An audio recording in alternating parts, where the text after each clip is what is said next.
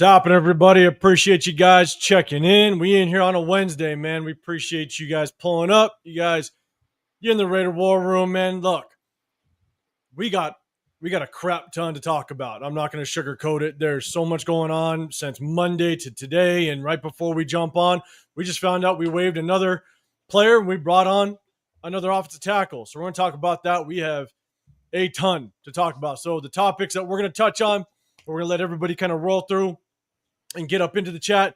We're going to talk Kenny Pickett. We're going to talk Jakobe Meyers. We're going to talk Amari Cooper. We're going to talk their Mumford and the player that we just brought on. Talk practice squad. Also talk the final 53-man roster. Not sure if we can get that done before, 6 o'clock West Coast time, but we're going to try. We're going to try to make it happen. But we appreciate everybody popping in. We're going to let some people roll in. And I got to say what's up to my guys, man. If you guys can, hit that like button, subscribe, turn on those notifications. We do a sub-only chat, just our way to kind of show our appreciation to some of our subscribers. And so, but I'm going to hit the chat in just a second. Got to say what's up to my guys in the Raider War Room that rock with me on Wednesdays and on Sundays. Let's go to Chris first, man. What's going on, brother? How you doing? Good, man. Good. As you guys know, man, favorite show, rocking out with you guys, man. So a lot of stuff to talk about. Couple more weeks until we're rocking out live in Vegas for that home opener. So just looking forward to it, man. Couple weeks. That home opener, week 2. We gonna be there. We're gonna be at Allegiant. We're gonna be there all weekend long. So definitely hit us up. On our social media handles. Send us a message if you're gonna be in town, because at the end of the day, man, it's always good to put a name to face. You know what I'm saying? So we're definitely going to rock out. And I see, I'm going to hit up the chat, but I see Myra G in there. You know Myra G is going to be there. It's going to be a good time. We ain't afraid of no Fremont. That's all I'm going to say. But hey, appreciate everybody rocking. Severe, what's going on, man? How you feeling? Oh, man, feeling good. Feeling better today in light of the transaction that occurred today. I feel a little bit better. I've been stepping on necks the past 2 days. I'm gonna give a little bit of a pass until the first topic, and then I'll go right back to them. You can give it a little bit of a pass for the 5 minutes we're going to spend on that one topic. I got you. I see how it is. But no, man. Look, we talked about on Sunday that we're going to do some game film of that Cardinals game. Look, there's going to be some more moves. We might bring on some other people or players through waivers, but there might be minimal moves at this point. We're going to talk about the Thayer Mumford move. But we were going to break down some game film, but it was hard because you just don't know who is going to make that final 53. So from this point forward, it's going to be a little bit dead, right? They're just going to be practicing and gearing up for that week 1.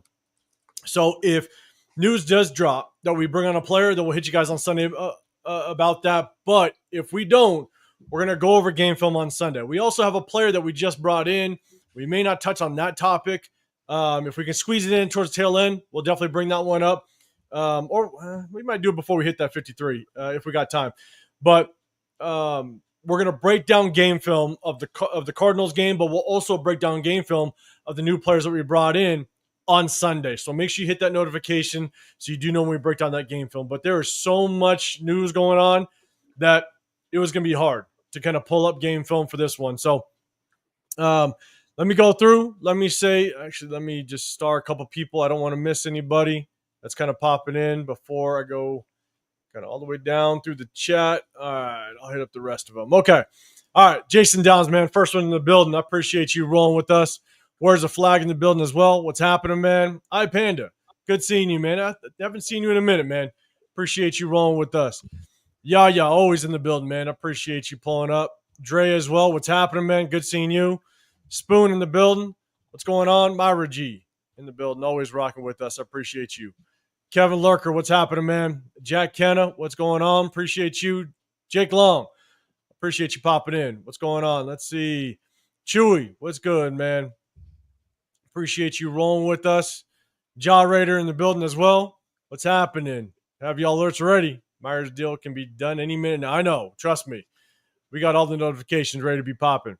What up, Raider Paul? What's happening, man? Let's see. I'm going to keep going. Make sure I don't miss anybody. I think everybody's saying Frank Perez, what's going on, man? What's happening? Let's see.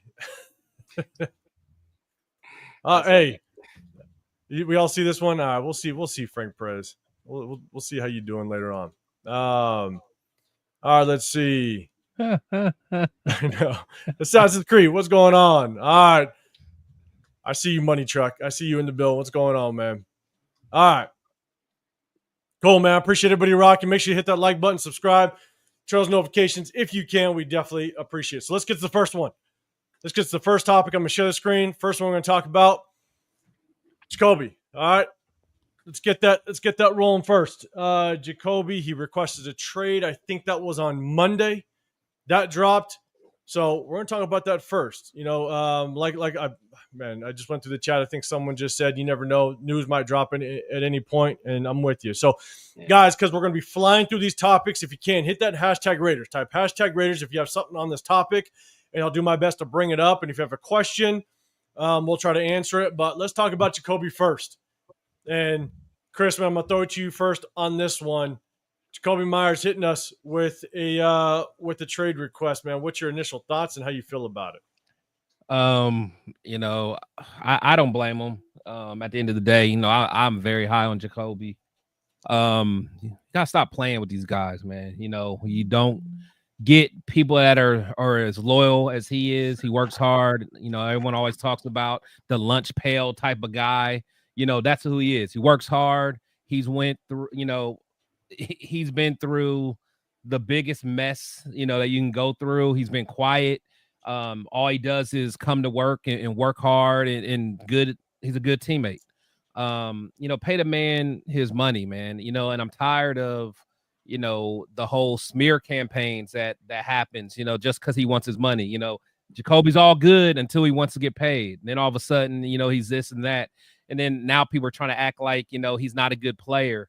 But think about who his quarterbacks have been, you know, since he's been in the league. You know, I think he may have that 1 year with Brady, maybe. But, you know, he had Jimmy G. He had Mac Jones. He's had Gardner Minshew. He has AOC. I mean, you know, Brian Hoyer. You know what I'm saying? Bailey Zappi.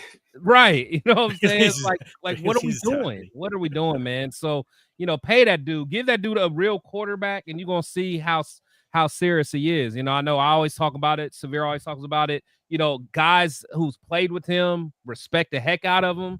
You know, you got guys like Puka, you know, one of the best receivers in the league, respects him. You know, Devontae, Josh Jacobs, you know, they all say he's an underrated, one of the most underrated players that they've ever played with. So, you know, we always complain about divas and all that. He's literally the opposite of that. Pay him. He is what we need in the locker room.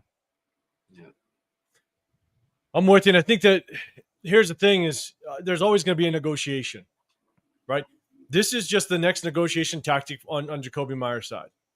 I mean, this is just the next step that he needs to take to get the ball rolling. Hopefully, you know, we don't know what's going to happen at the end of the day, but you know, we had that topic that we talked about. You know, everybody's like, sign Jakobe or extend Jakobe, extend Colton, right? But then we had that talk of who would you prioritize? You know, and I always said I would prioritize Colton, right? Jacoby's a damn good receiver, great locker room guy, but he's also, could you draft a guy that can emulate something that he could do? You potentially can. You know, you might be able to find somebody in free agency next year. We haven't yet. We haven't drafted nobody yet who can do it. We haven't. But, you know, at the end of the day, that was before the draft. That was prior to, you know, just some of the moves we made in free agency. And I'll be honest, this entire front office has kind of screwed up this receiver room to give us that luxury of just saying, thanks, but no thanks, Jakobe. We're going to kind of, you know, play out your contract this year and we'll see what happens. And so if we don't re-sign him, this receiver room is struggling, to say the least. It could be the worst receiver room in the National Football League, arguably. So with that being said, I got more to say about it, but I'm going to throw it to Severe, man. What's your thoughts initially on Jakobe Meyers? Yeah, just pay that dude, man. Pay that dude. He's been a great teammate, great locker room guy, productive. You know, you look at some of the people that are like, look, and he's not even asking like crazy money. Like people talked about, and I said in our chat that 2 years, $60 million extension. If you count this year, what he's making over that 3 years, it's like $23.6 million a year, which puts him basically on par with like Cortland Sutton, Michael Pittman Jr., guys he's been as productive as or more productive than with lesser talent at quarterback. So it's like, get this dude his money, man. He's the ultimate teammate, ultimate locker room guy. Alex Bachman talked about how he's helped him. Tommy Mellott talks about how he helped him. Chris already, talked about how all the guys, all these other people around the league say, yo, man, this dude, like Jakobe, he's a dog. Like, I don't know why people don't know about him yet. It's because he's been on bad teams. Like, if Jakobe was on a good team, we'd hear a lot more about him. A lot more about him. And it's because he's been on bad teams. It's because he's quiet. Like, he's not out there showboating and causing a ruckus and trying to draw attention to himself. He just goes out there with his lunch pail and his hard hat, catches every pass thrown to him last year. 0% drop rate, one of the best blockers at wide receiver in the league, and he's leading that young wide receiver room. So you want that kind of guy there. Like, are we expecting Amari Cooper to be a leader in that room? Like, is that the guy we expecting to be the leader now? That's not what I'm expecting out of him. Jacoby's he's been doing it this entire offseason, and just get a dude his money. Get a dude his money. I think he's only what, 29 years old, 28, 29 years old. So he still got at least a good 3 years. Sutton just got paid, and Sutton is older than he is. So if he can get paid, I think we need to pay Jakobe. So I'm gonna give you a couple more takes from my end, but what's going on, my two? I appreciate you rolling with us. Let's see, All Eyes, what's going on, man? Nathaniel Frank, what's happening, man? Appreciate you. The Sports Main, what's going on, man? Appreciate you rolling with us. Let's see, there's a couple more. What up, Nab, man? Appreciate you popping in. I see you, SoCal, as well. Appreciate you rocking with us. I don't know if I said what's up, Raider. I don't know if I did. If I missed you, my apologies. But what's going on? What up, Art Wright? Let's see. All right, I'll get to the rest of everybody. Again, if you guys have a comment up on this topic, hit that hashtag Raiders if you can, because the comments, man, fly. Dre, how much is he asking for? I mean, there's some reports that he wants, like $30 million a year, but that's just stuff that's getting thrown out. So we'll see. That's just an extension. That's what SpotTrack is saying. So 2 year, $60 million extension. So it's not really, technically it's not $30 million a year if you look at what he's getting paid now. So over the life of the contract, it'll be $71 million, which would put him at $23.6 million a year, which is, like I said, that's about what Cortland Sutton and Michael Pittman Jr. is getting. It's about what Deebo Samuel's getting on the deal Deebo Samuel signed 3 years ago. So if Deebo rees up, he's gonna get more money. Like all these guys, all these people are about to re-up and get more money. Jamar Chase getting 40. So it's like, and so let's put it this way, right? And you can look at it two different angles. I kind of posted a video earlier today on it. Is look at it Jacoby's side. Everybody starts now talking like, well, why is he doing this now? Why all of a sudden, a week and a half before a game, why is he doing this now? And a lot of people say, well, just play out your contract, prove your worth, and hit free agency next year. Here's the problem with that mindset is I think Jakobe Meyers sees the writing on the wall.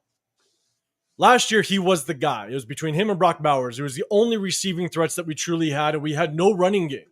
And so the only way we were going to move the ball is by Jakobe Meyers and Brock Bowers. So he had the best season he's ever had. Look at what our offensive looks right now. We are going to feed the rock to Genty, right? Genty's going to get his 25 to 27 touches a game minimum. You got Brock Bowers already. They're going to try to feed Deontay Thornton a couple times, 2-3 times a game, right? Trey Tucker's going to get a little bit of work as well. They're going to share the football. Whenever you talk to any, NFL analysts or guys that work for the Raiders, they say, we got weapons now. We're going to share it. So Jakobe Meyers may not get the same opportunities he had last year, which means he may not get the opportunity to show the same production. So if he goes into the offseason next year without that same production of last year, not because he's not any good, not because he can't produce that way, it's just because there's more mouths to feed on this offense. He wants to get his money now.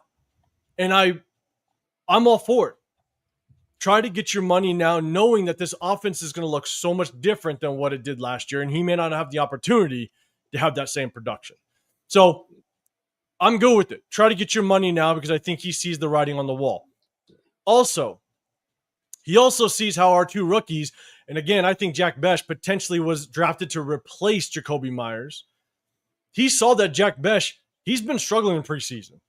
When you pick him in the second round, you expect him to be an instant impact right away. You want him to start day one.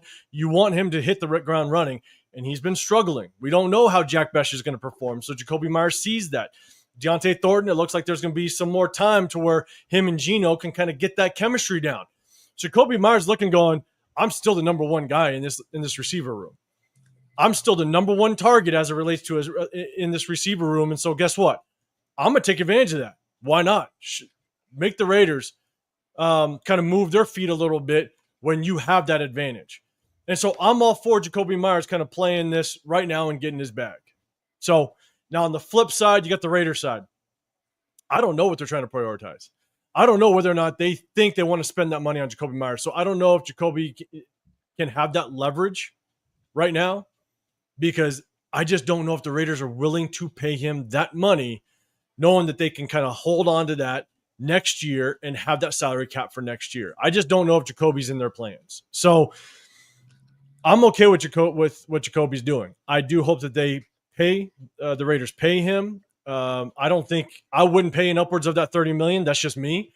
I know we kind of shot some messages around. I said my starting point was at 18, but if we ended up signing him for around that 22, 23 mil a year, without question, give him a 2-year extension, pay him that 22, 23 mil a year, and let's have some fun. I think that's kind of where it would be. I think that's kind of where he is a little bit in that receiver kind of salary cap room. So that's just my take. That's my take. I'm going to scroll and kind of look at the chat. I know Chris, I know you kind of got done. All right, I shot to you first. Any response to that perspective?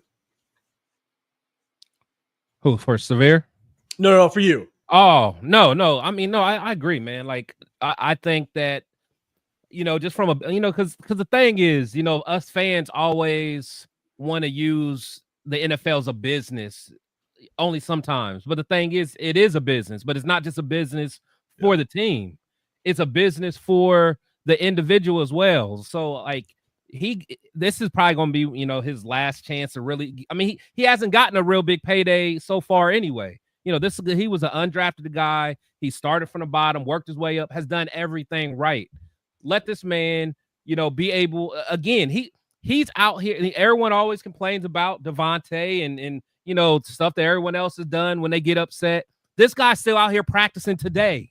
He's still out here practicing. He's not holding out. He's not doing none of it. He's not making a big hoopla about it.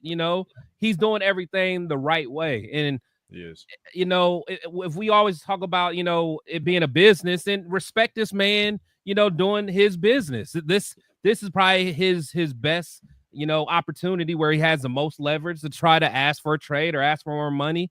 We got to respect that. But like I said, what I don't like is the smear campaign. Now all of a sudden the guy's not good. He's not good all of a sudden. He never had this many catches, never had this many yards.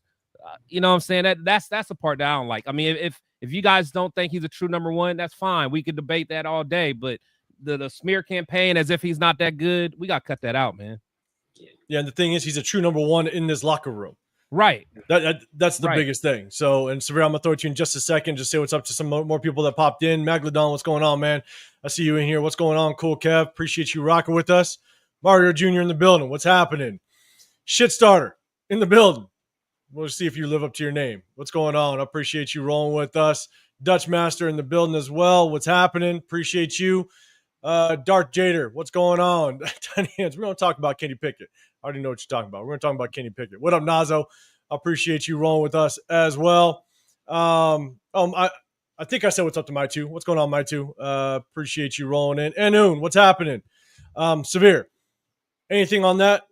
We'll finish up on Jakobe Meyers. Yeah, I mean, I just think the guy, he has shown the type of player that he is just with his actions, right? No guaranteed money left in his deal. In a lame duck year of his deal.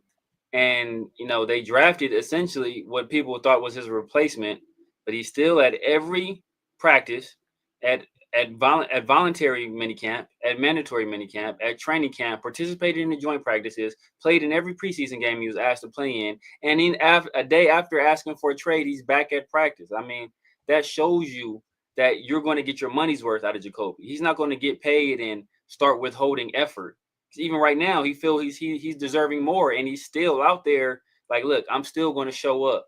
You see Michael Parsons sitting on the sideline, not doing anything, trying to get paid. You seen Trey Hendrickson drove out of state, left the entire state, trying to get paid. The rookie draft pick that held out for the Bengals, right? Like, you see all these other people, the links they'll go through to get paid. Jakobe hasn't done anything like that. He hasn't even publicly demanded a trade. Right. It was reported that he demanded a trade. Right. So he's not even out there himself saying this. It's other people. Obviously, apparently, either his agent or somebody in the Raiders, brass that leaked that. So he's not even doing any of that himself. And people talk about his production only has 1,000-yard seasons. You know how many 1,000-yard seasons T. Higgins had? 2. You know how many Nico Collins had? 2. You know how many Cortland Sutton had? 2. So like and they've had way more talent at the quarterback position than he's had. So like, don't even start talking about what he hasn't done yet, because the second he was the number one, and he wasn't even the number one guy. He was still in the target chair with Devontae for a third of the season, and then Brock the entire season. So he was still playing second fiddle, missed some games, and still put up 1,000 yards. Like, pay this dude. No point. And he did miss a couple games too. I forgot about that. Good you know point. What I'm saying? So, Dutch Masterman, I see you.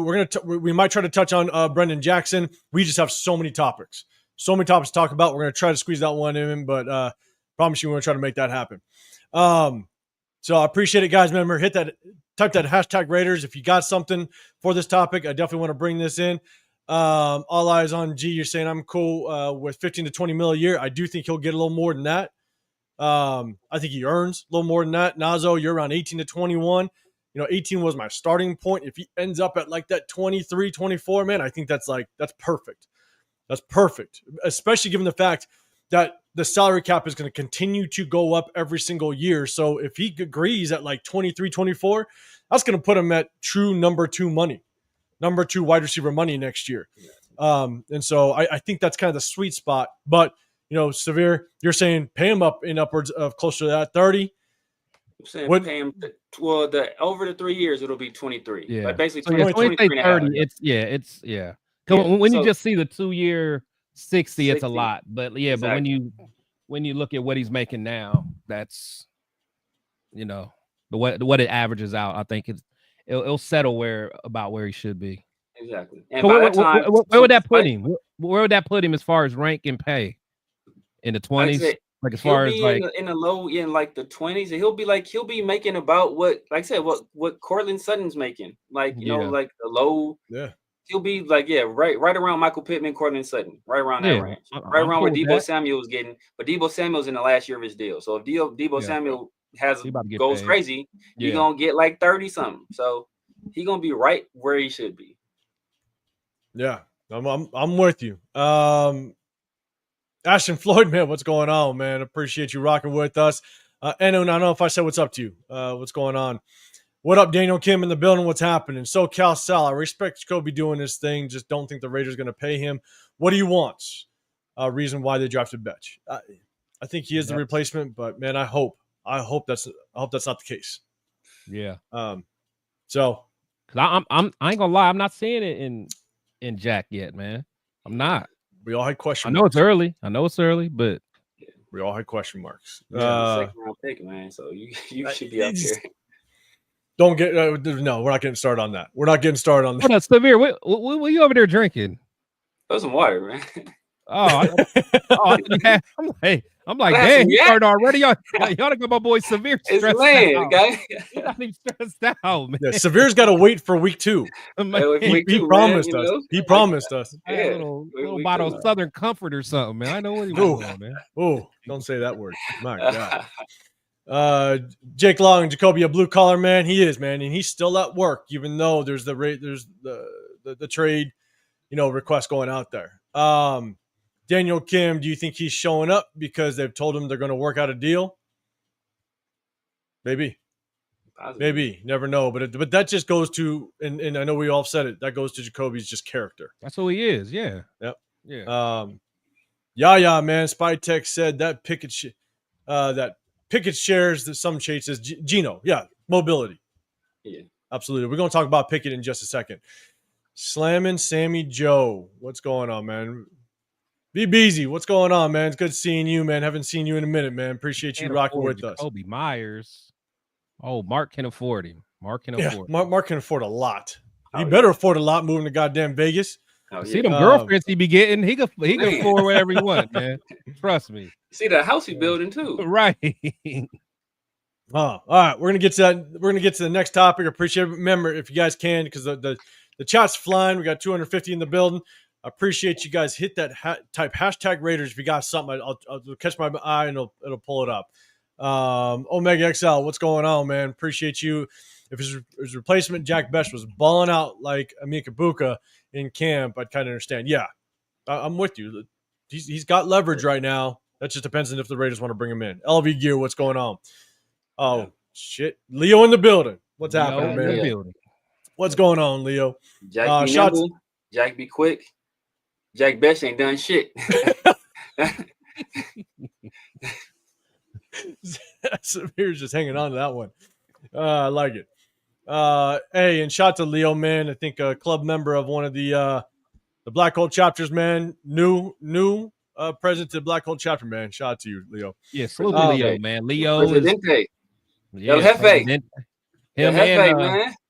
Him and Raider Penguin. I think they both are, salute to him too. I know their peers. They both are presidents of the. So salute to them, man. I love it. Hey, tell him to watch out for Batman. Yeah.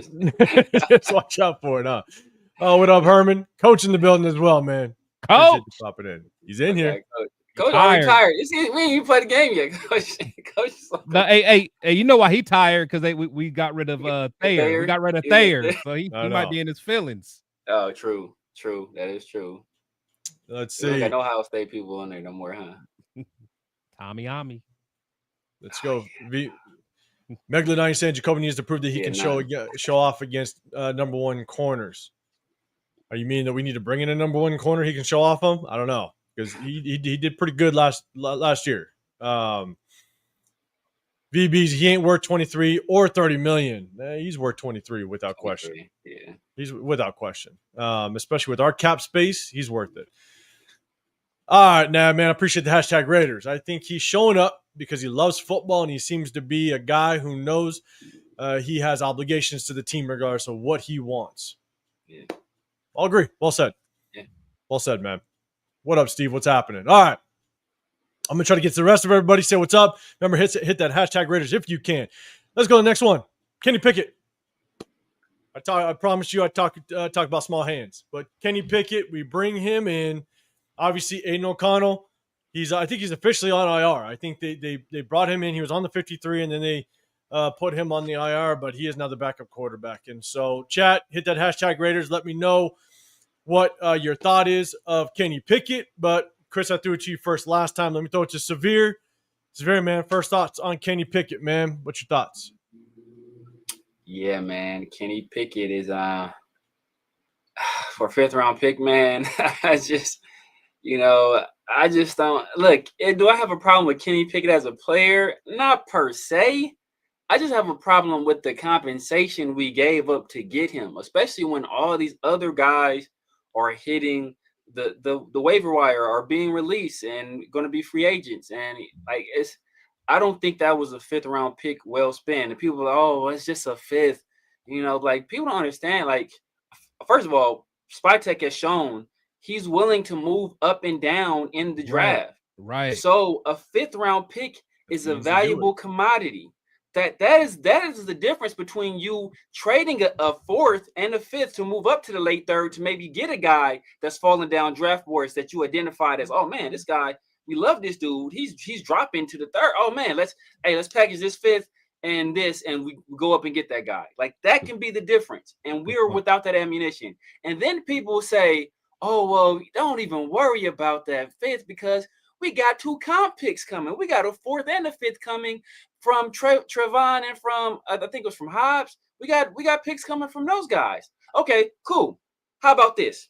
How about you give me your paycheck this week because you got another one coming next week, right? So you don't need the one you got this week. You got another one coming. So just give me that one. You'll be good. And you'll get that next one, and you'll just continue from there. It don't work like that. Just because you have another asset coming doesn't mean you discard the asset that you already have. So Like, these picks are valuable. We use it on Kenny Pickett. It is what it is at that point. Is he an upgrade over AOC and Cam? Yes, but I think that could have been a 5th round pick better spent. And to your point with the 5th round pick, it's tough because there were players that you could potentially wait on, bring them in, because if Geno Smith does go down, Kenny Pickett, not sure how much he moves the needle, right? And so to give up a 5th round, even though we do have a 5th a comp pick, we get a 4th and a 5th comp pick because of Nate Hobbs and Travion Merrick. I love building to the draft. And Severe, to your point, moving around the draft like Spytek did and navigating it very well, you need some of that capital to be able to do it, and to spend it on a backup quarterback that really doesn't move the needle for us too much. That is tough to swallow. So, Chris, I'm going to throw it to you in just a second. Say what's up to some more people. Jeff G, I see you in here. What's going on, man? Do you think the 49ers and Raiders will make a trade for Jennings for Meyer? Juwan Jennings, I wouldn't trade for. He's hurt, and he wanted to get paid too. Like, you just trading for somebody that's still hurt. One also wants to get paid, so you got to pay him. I think he's older too. It's like that would be a step backwards. Yeah, I in my opinion, I don't see that happening. Chris, any thoughts on that? No, I don't want. Again, man, I think that people are just failing to realize like what kind of teammate he is, man. I mean, these are the glue, the glue of the locker room. When stuff goes ham, when stuff goes awry, like, you want guys like him that's not gonna, just go crazy. So yeah, I'm not I'm not trading Jakobe for too many people at this point. Yeah, Gustavo, what's going on, man? What's happening? Larry, what's going on? What's good, man? Almanic in the building as well. Appreciate you rocking with us. Red Dirt, Raider, I saw you. What's happening? Who's going to snatch his helmet off this year? That's great. What up, Raider Zach? Do I got to scroll down? Shit. What up, Raider Zach? No, the comment you said, he asked who's going to snatch Cooper's helmet off this year. Oh shit, I didn't see it. I'm just. Yeah, somebody, man. Passer same thing, maybe. Quinyon. That's who's going to do it. Or JB. Do it, huh? J-Man. Oh shit! Could you imagine? Bro. Chris would have an aneurysm. I would lose it. I would have an aneurysm. Chris would going to live by himself just to address the nation with that one. I didn't even think about that. We signed in Justin Shorter just for that week. People Matt Bay. What up, LA Raider? What's happening, man? Appreciate you rocking with us. All right, Larry. All right, I'm gonna get this one in, and then we'll throw it over to Chris with the Kenny Pickett topics. Stopgap backup, not a desirable move, but if he shines in emergency, we may be able to get a better pick for him in time. Maybe. If he does shine and gets his opportunity, and maybe you can. I don't know what the contract looks like. I'm sure it's a 1 year, so he'll be one and done. So I'm not sure if there'd be any trade opportunity later in the season. But Chris, man, and Nas, when I see that hashtag Raiders, I'll get that one. Chris, any initial thoughts on Kenny Pickett? Yeah, man. It's just one of those things. I wish we just would have waited a little bit longer, just kind of see, who teams are going to get rid of.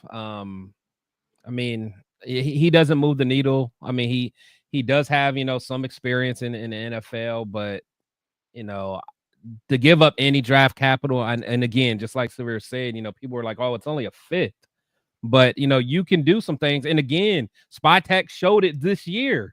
He likes to move up and down the draft, man. Like, he was able to move up and get us what we got 2 third-round picks or 3 or whatever we got, so he likes to be able to move around. So just that 5th round pick is usually like the icing on the cake on some, on some deals that you're trying to make. So I don't know, man. I'm just not feeling it, to be quite honest, when you really could have waited, and saw what else was on the waiver wire. Teams are constantly getting rid of guys. So I don't know. So we'll see. But again, as a prospect, it's not like I don't hate him, but giving up any draft capital for him, I'm not doing that.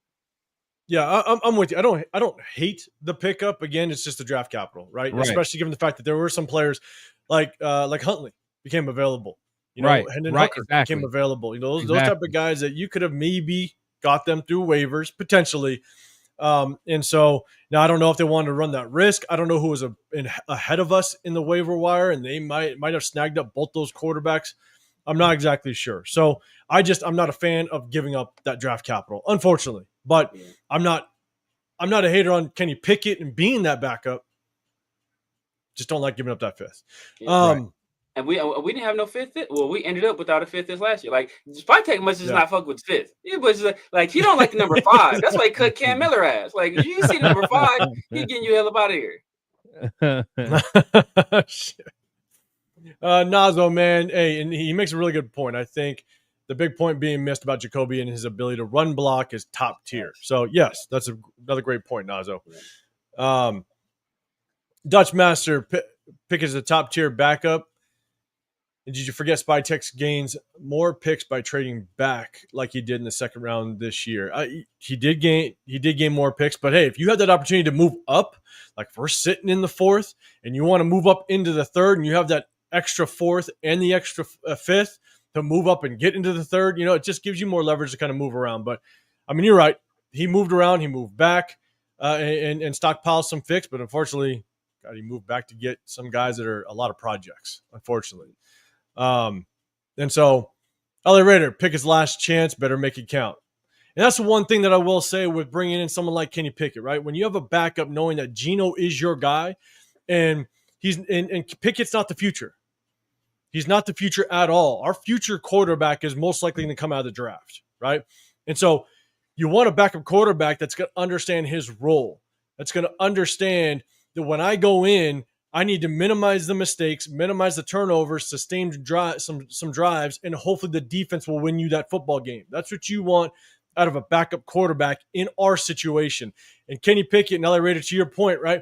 This might be his last chance to make a name for himself. So if Geno goes down for a series or two or needs to miss a game, he might go in and try to sling that rock and make a name for himself, and in turn makes mistakes. That's not the backup we need. That could be a backup somewhere else, but that's not the type of backup that we need, and that is some of my concerns with Kenny Pickett. So, what up, Andrew? Kenny Pickett did have a positive record with the Steelers. Hopefully, Brady can give him some pointers. He did have a good record as a starter, but it was just so up and down and hit or miss, and some of those wins weren't necessarily because of his play. Yeah. So Justin Fields had a positive record with him too. So I mean, and we were talking about integrity and culture. Like how was this for culture building? They discuss bringing in, was it Justin Fields, and Kenny Pickett demands to get traded. Fact. Because he doesn't want to compete. He didn't want to compete. That's a fact. He doesn't want to compete. That's a fact. That's right. Your whole mantra is compete. That's like your whole persona. I'm the compete guy, and you trade for the guy who didn't want to compete. And then obviously he went to the Eagles where he wasn't in a position to compete. And then he was in a situation with the Browns where you had a chance to compete with a 40-year-old Joe Flacco and 2 rookies, and you still didn't win. And you wasn't even there to compete because you were hurt. Like, bro, if he says the word compete again, bro, Petecarroll out here selling, bro, he's selling Folexes in Times Square. He is selling Folex watches in Times Square with his nonsense, man. He sold y'all the Napa stuff. He sold y'all the Christian Wilkins is doing everything he can stuff, and now he's selling y'all the compete stuff because it's obviously not about competition. That's a damn good point, actually. He ousted his way out of that Steelers organization because they brought Justin Fields quick too. That's see, this is why Severe comes with the memory. He's the Rain Man, bro. I'm telling you, man. Daniel Levis, man, I appreciate the super chat. Do the Raiders pursue Clowney, Hilton, Simmons? My initial thought is I don't think we'll go after Clowney at this point. After bringing in that Brennan kid, I'm not sure. But Severe, man, I'll throw that to you first. Any thoughts on that? And then Chris, I'll throw it to you. What was it? Clowney. Raiders, Hilton or Simmons? Clowney, Hilton, or Simmons? No, at this point, no. It doesn't matter. We got like six detail like on the squad. We're gonna probably play Pratt in that kind of hybrid edge linebacker role. Hilton, I think he was with the Dolphins, who are cornerback needy, and they cut him. Simmons he's in Green Bay, and I saw some of his preseason play, and it was just god awful. So I don't think we're bringing any of those people. Yeah, Chris, thoughts on it? I don't know, man. My bad. My ADD went off, man. Salute to Space Beast. He said he likes the landscape better, the view better, because it makes me look taller. So I'm like, hey, I think you sold me on it. We might have to go back, bro. Salute to you, Space Beast. You know, if I look taller in the landscape, we might have to do that, bro. We might have to do that. I need my inches. I need my inches. I'm going back.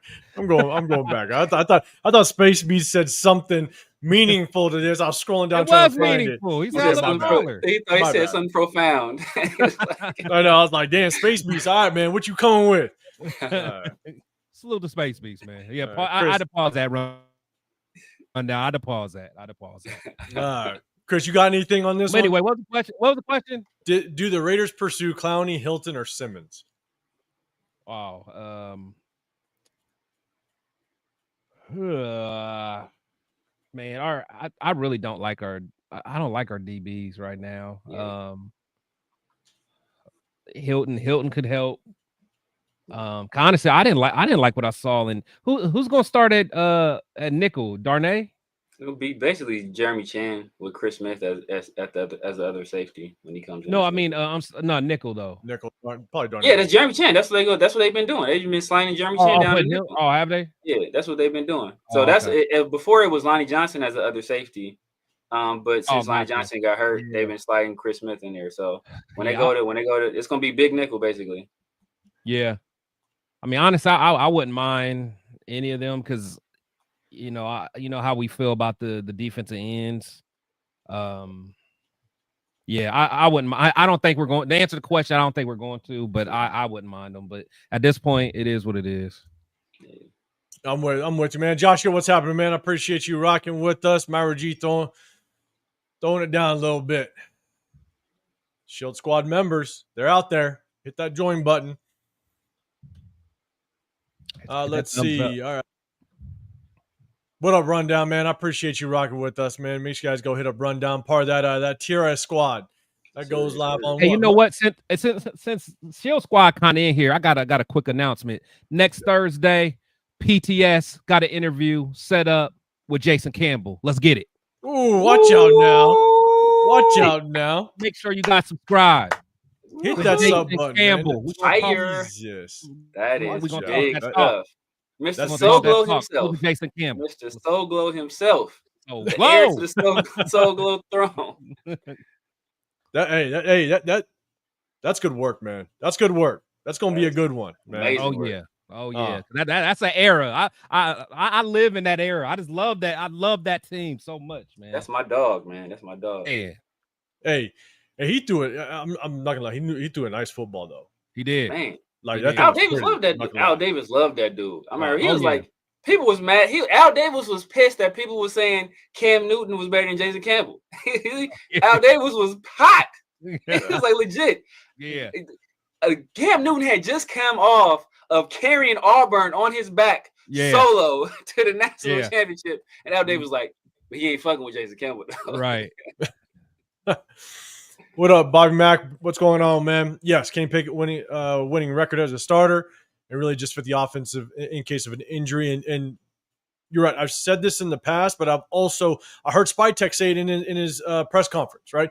Sometimes with the back quarterback, you want to emulate what the starter can do, so you don't have to switch up the playbook a lot if that backup needs to come in. One of the biggest reasons is you got Lamar Jackson over there, and they bring in Tyler Huntley, right? A guy that can still be mobile, very similar. Myra G, would y'all want Ryan Tannehill over Pickett?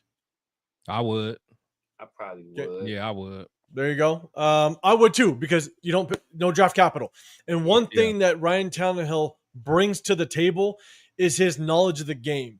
And so one of the most important things for a backup quarterback is to be able to be that extra coach on the sideline, that guy that starting quarterback can go to in between series and be like, hey, what's the defense doing? What are they trying to disguise? Kind of what plays can counter off of what they ran. You want a backup quarterback that has that veteran experience that could be able to relay some tips and really help them throughout the game for that next series and just kind of show what that defense is trying to do. And Ryan Tannehill would do it in a heartbeat. And look, if he'd have to go in, he would know his role, and you don't expect a whole lot. And the thing is, he's almost like how Gardner Minshew was. Like he's one of them guys that, like, just for a couple games and you need him, he'll mess around and win some games and get it popping to the point where you almost want him to be a starter long term. And then whenever he does that, he's trash. But still, like, he's the perfect backup. So and he's seen a lot of different systems. Yeah. You know, you're not really going to trick him, and you know he's a good vet. Like, I take him all day, man. And plus, like you said, you know, Pickett and I'm mad I forgot about it, but he literally just tapped out. Like, I don't want to compete. I totally forgot about that. Yeah, but and also at the same time, you know what's going to happen anytime a backup comes in. If Kenny Pickett comes in, you better run the shit at that number 6 overall pick and win yourself some football games, right? So you're going to lean more on that run game than rely on the arm of that quarterback. Yeah. So, no, for me, I think Ryan Tannehill would have been perfectly fine, given the fact that you wouldn't have to give up any draft capital. Yeah. So, and it's a Band-Aid. It's a Band-Aid. Yeah. That's all it is. So, KC Kid, what's going on, man? I appreciate you rocking with us. We're going to get to the next topic. Sam the Man in the building. We don't need Kenny to play. Gina will start all 20 games. It's a lot of games. That means we're making the playoffs. I'm with you. I'm with you on that. Whatever, rundown. I see you in the building. What's going on, brother? All right, let's see. Space Beast, man. Shout out to you, man. Shout out to you. I was trying to find that epic comment that you're going to put in there, but Chris told me what you had to say. All right. All right, let's see. Just wanted to see if I said what's up to anybody else. Again, if you can't, hit that hashtag Raiders. If you guys got something on the topic. Again, with over 300 in the building, man, I can't say thank you enough. Appreciate everybody rocking. Hit that like button, subscribe, Charles notifications. If you don't know, if you're new, hit that hashtag new one. If you are new to any of the chats, so we can just say what's up, say appreciate it. We do a sub-only chat just to show our appreciation to everybody. But just so you guys know, we go live on Sundays and on Wednesdays, and we break down game film. We're going to break down some game film, as well as some of the new players that we just brought in on Sunday. But during the season, we break down game film of that previous game. So if you guys want to check that out, except for who was that? Who was that talked shit earlier? Was that I forget his name. Frank Perez, the nobody. Yeah, except for Frank Perez, you don't need to rock with us. It's all right. Frank Perez, he already out here. I hate is he out here? All right. He out there. Right? I ain't seen him. Now I'm gonna remember Frank Perez's name. No, he was the one that was talking spicy to you. Like, was that Frank Perez before? Did he come back? That was the one before. He don't like you, bro. That guy. No, he Frank Perez spun the block. He's like you. Yeah. I know. Now he's back. That's kind of like John B for me, man. Yeah. And Money Chuck for you. Exactly. I know that was Frank Perez. Yeah, man. Okay, now I remember that Sam Beggins. We all got one, man. We all got one. What up, Moses? All right, man. You a Broncos fan, eh? It's all good. Welcome. You're rocking in here. Hey, Elegam. Good seeing you, brother.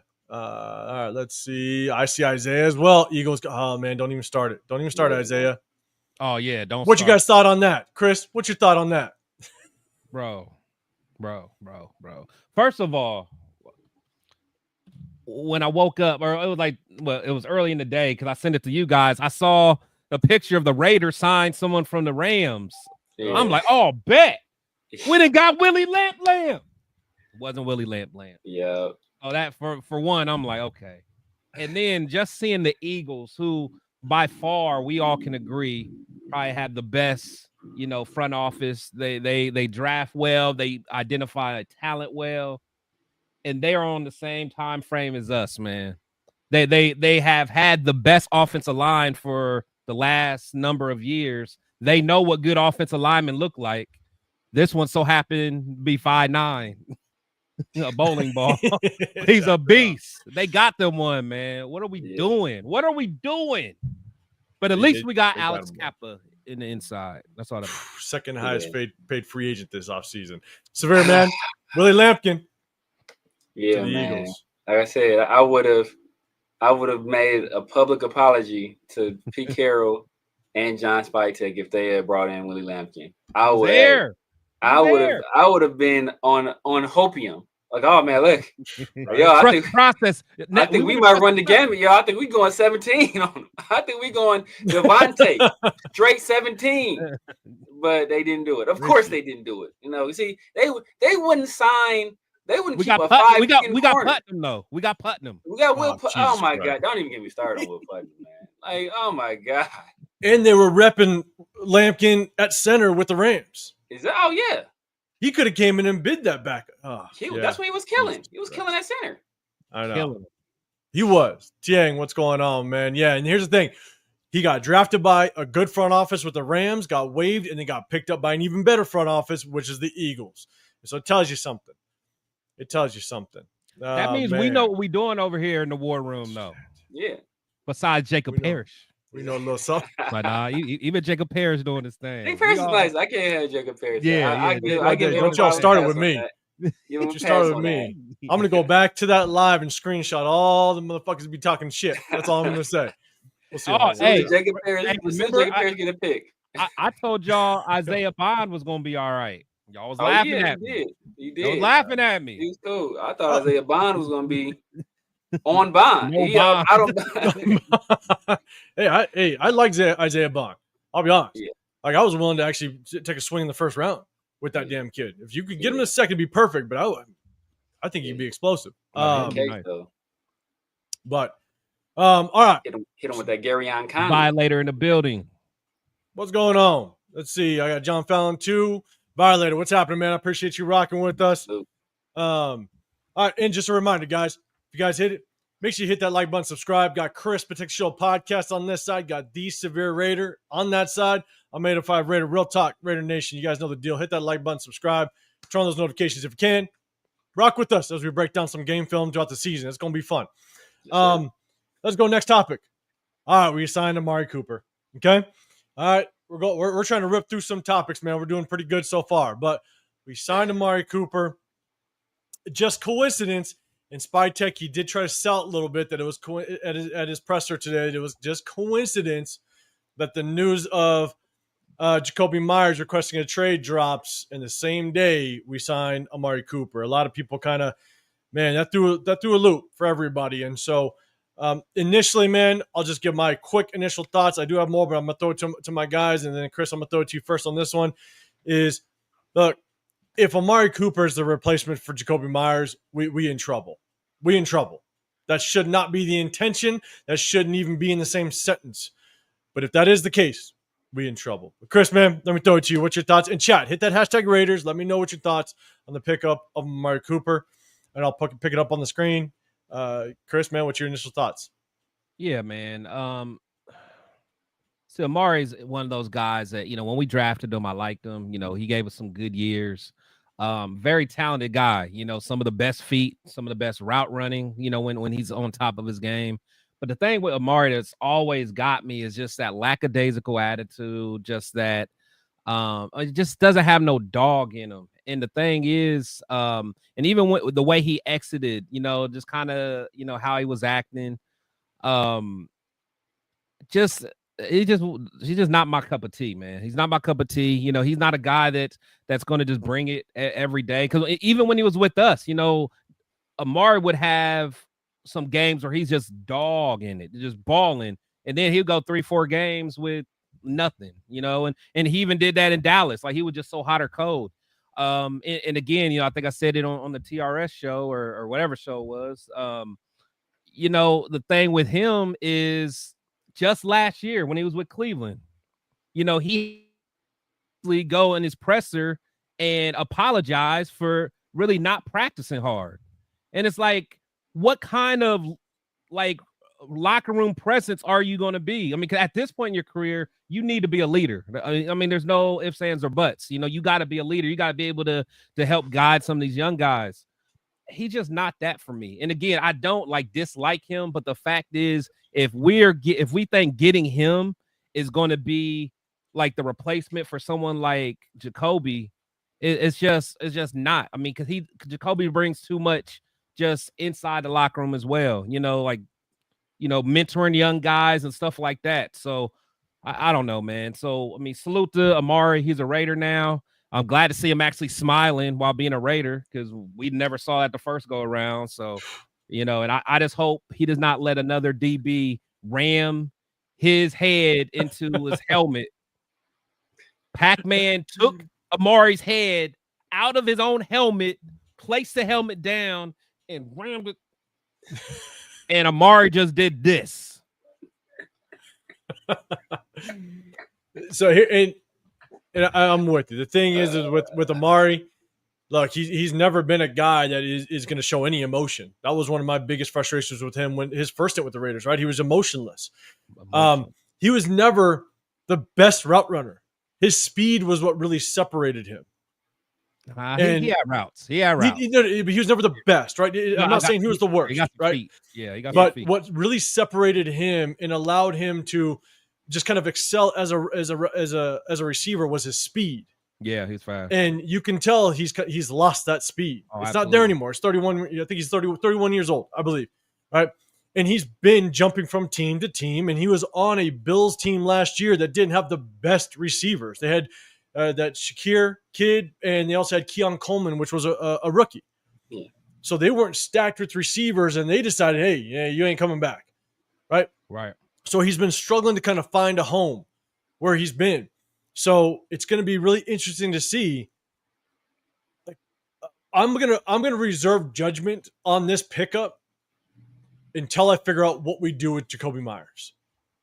That's going to be my kind of take on that. And Severe, I'm gonna, and I got another take on it, but I'm gonna throw it to you. But what up, Fu Chris? What's going on? Sell Cal Cooper a 1-year rental.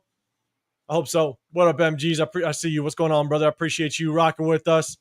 Cool Kev. Cooper can't separate himself. Jake Long. Cooper's only 31. Great route runner. Those guys stick around.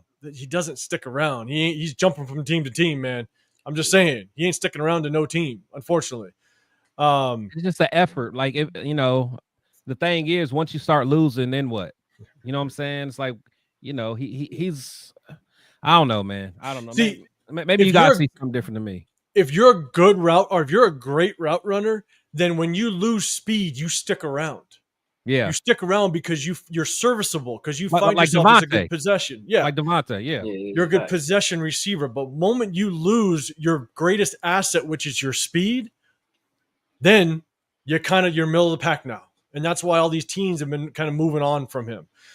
So all right. Like he couldn't separate at all with the Bills. Like he looked bad with the Bills. At least the Browns, he still, he would get busy, but that tenure with the Bills was bad. It was bad. Yeah. Like that, it was bad. And think because the Browns.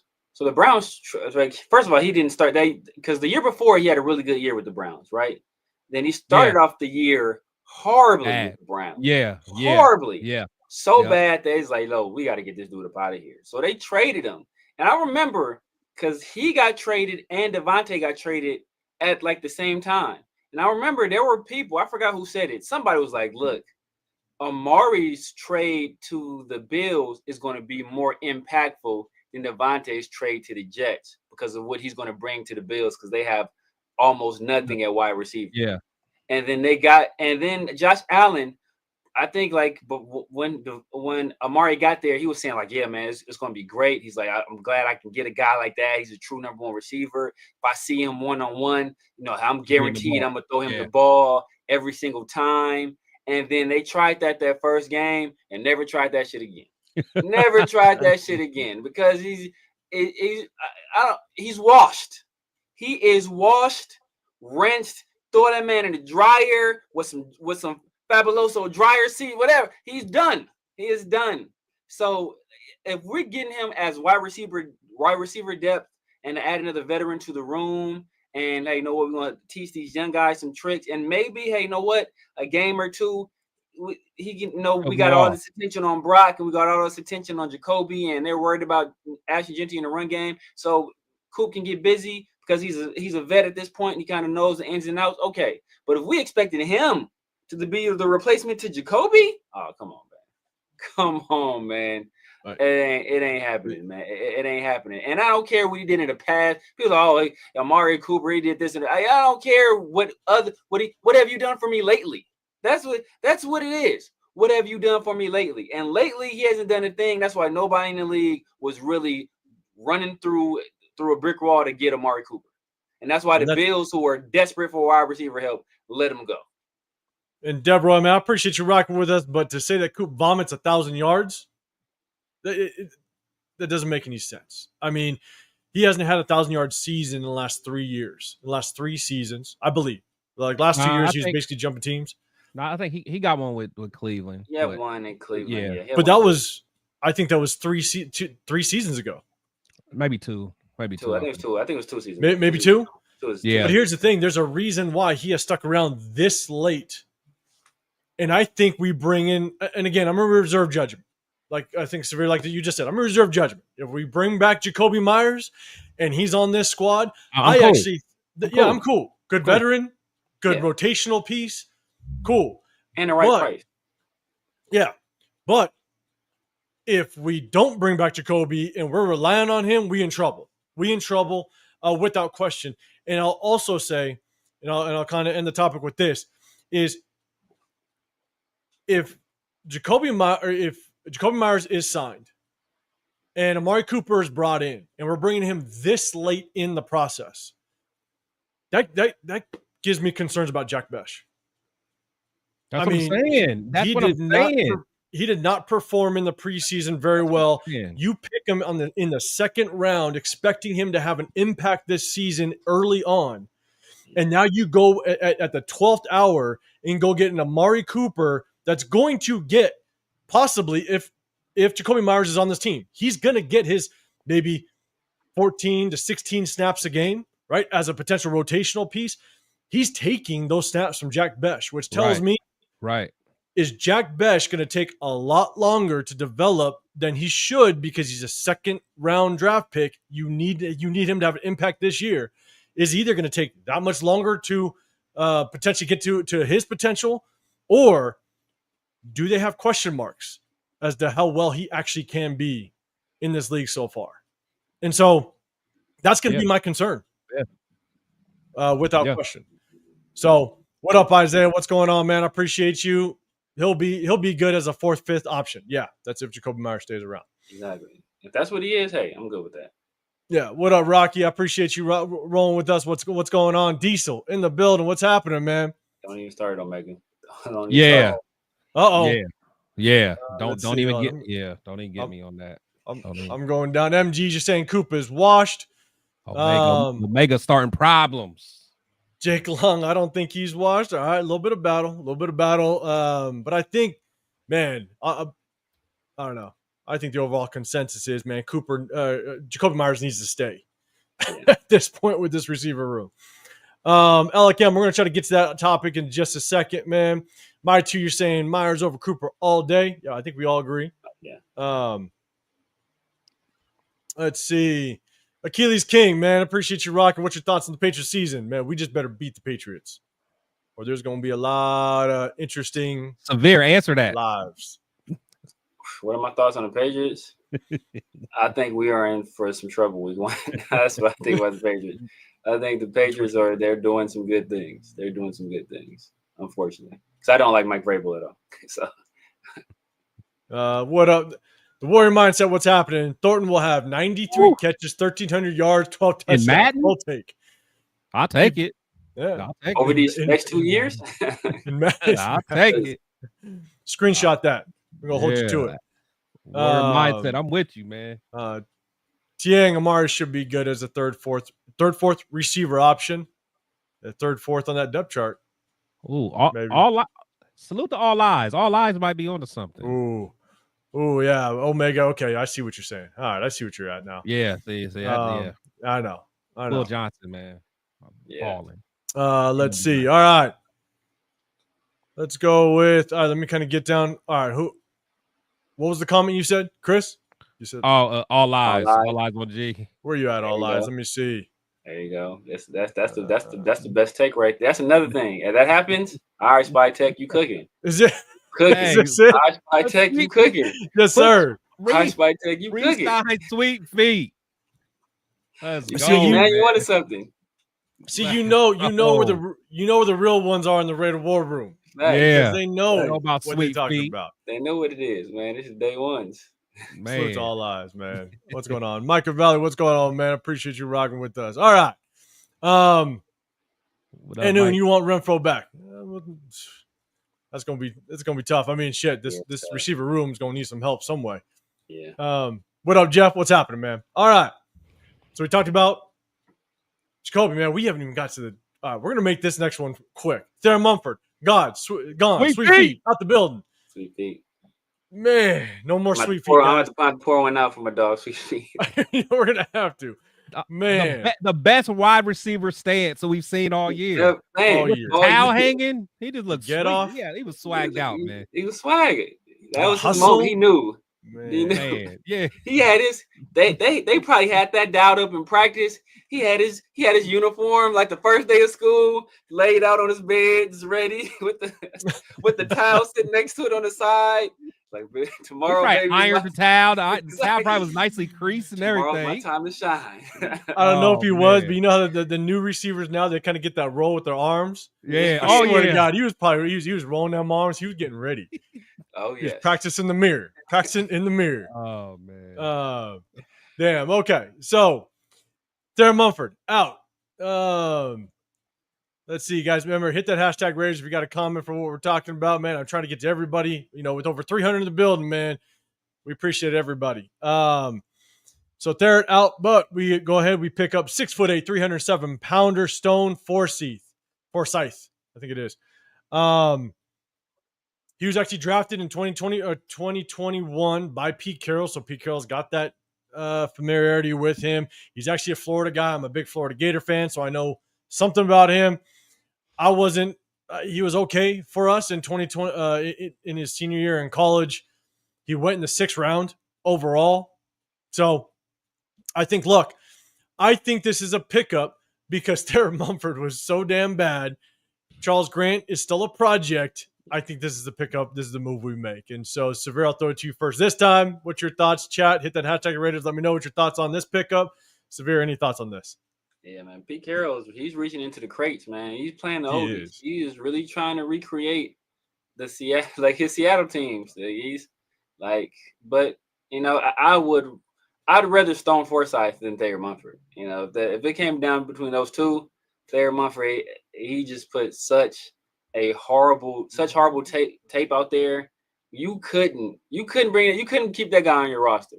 You could not keep that guy on your roster. And look, anybody else that you cut in the eyes, like anybody that's on the practice squad, you cannot look any of those people in the eyes if he was on the 53. So, you know, it had to be done. We kind of see how it pans out as a swing. I think if either DJ Glaze or especially if Colton Miller, if either of those guys go down, we in for some trouble anyway. So, you know, but Thayer had to go. He had to. And Isaiah, man, you said, bro, I heard Vinny defended Thayer with his life this morning. Wouldn't surprise me with some of the beat writers. Wouldn't surprise me with some of the beat writers. If that's true. They got relationships with these people, though. That's why. I know. That's the hard part, man. That's the hard part when you actually have to, like, it's yeah, I'm not going to get into it. That is the hard part. John Fallon, real quick, you're saying, hey, do you guys think we're setting up for a big move? My initial thought, no. Yeah, we've been bargain shopping this whole offseason. I don't think so. Chris, any thoughts on that? Yeah, I don't think so either. Honestly, I think SpyTek is. I think ultimately he's playing the long game. You know, I think he wants to build this thing up. You know, through the draft and with the young players. I think he's just going to try to get the most out of what we got this season. But that's why I'm so surprised that he gave up that 5th round for Kenny. So, but yeah, I can't see us making no big move, to be honest. Yeah, I'm with you. Severe, any thoughts on that?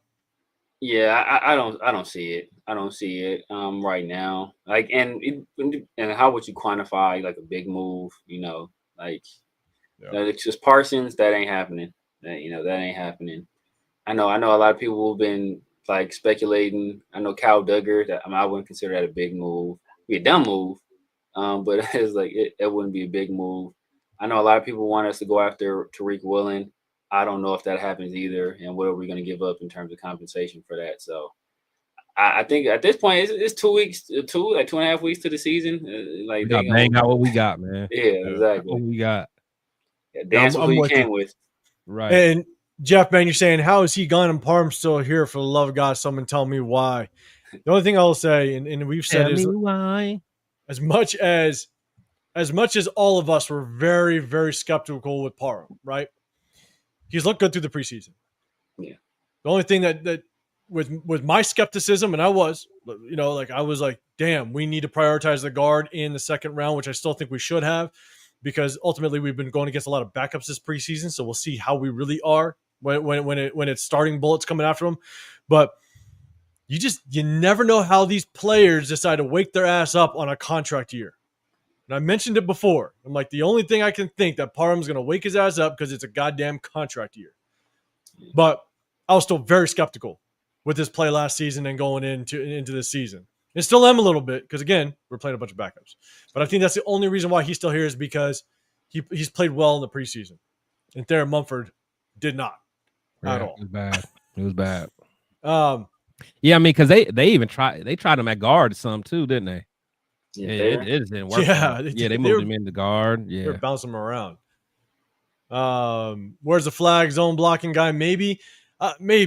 Florida played a lot of zone in that 2020 season. Yeah. It's a big boy. Yeah, 2019 season they played some zone, but I don't know. We'll see. Was he there with Tom Cable? No, he couldn't have been. No. Mm-hmm.